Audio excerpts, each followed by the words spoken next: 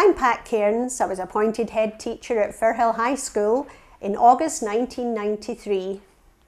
Firhill High School, what a place. A wonderful, truly comprehensive school with a catchment area stretching from the leafy avenues of Collington to the high-rise flats of Oxgang, with a little pinch of army children thrown in for good measure. When I arrived at Firhill, I was quite daunted. There were 10 separate buildings with no linkages, so one minute children were sitting happily in a classroom and the next minute they were out in the wind and rain crossing to their next lesson. That wasn't good for morale, it wasn't good for good order, and it certainly wasn't good on a pouring wet day. Over the years we've managed to change a lot of that, and many of you are currently benefiting from the much improved sports facilities and the lovely new science block.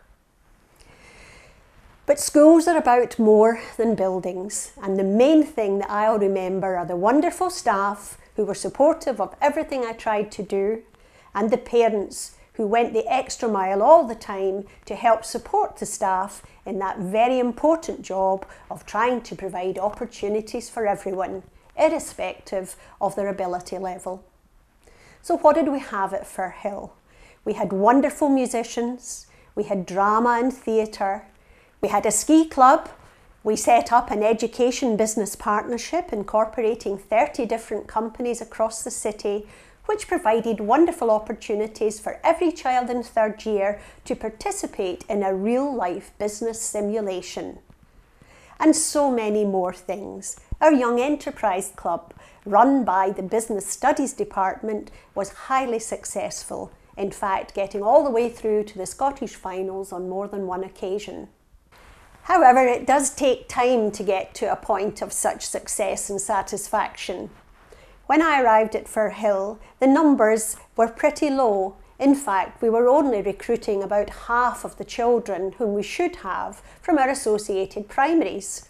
So David Wright and I set out doing a visit to every primary to persuade parents that Firhill was indeed the place that they should send their young people, and outlining some of our plans and aspirations for its future development.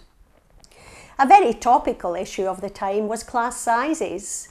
Nothing has changed, has it? And we promised that parents could send their children to first year and they'd be in class sizes of no more than 25, something that went down really well. However, nothing happens instantly in education, and gradually over time, as the numbers rose, we were able to recruit more staff who brought new skills and expertise to the benefit of pupils. Alongside us, our hard-working parents lobbied the council again and again to provide funds so that the school could be improved. I remember well the day I went to the Education Committee, and on that day they voted through £2,200,000 for the refurbishment of Firhill High School. I tell you, it's the closest I'll ever come to winning the lottery. Over time again, new ideas emerged.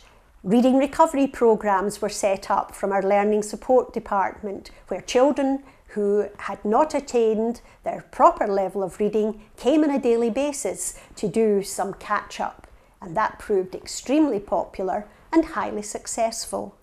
We then introduced a fast-track maths course where those able youngsters were able to work through the syllabus at an accelerated rate and able to sit their standard grades a year earlier in maths, thus freeing up time for them to do perhaps another subject in which they were interested.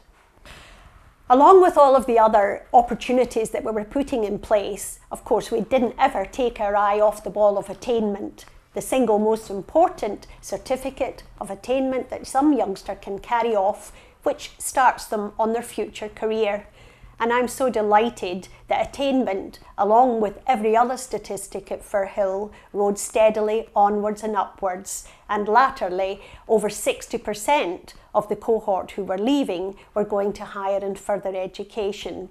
And we lost very few who did not manage to attain a job, and made great efforts to catch up with them and see that they were placed.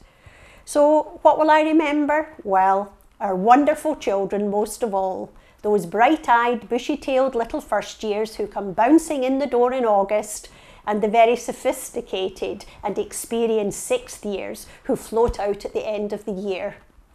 There is no better memory than that of handing out certificates at the year-end prize giving, and when you see how wonderfully accomplished our young people are, I'm truly proud to have been associated with Firhill High School.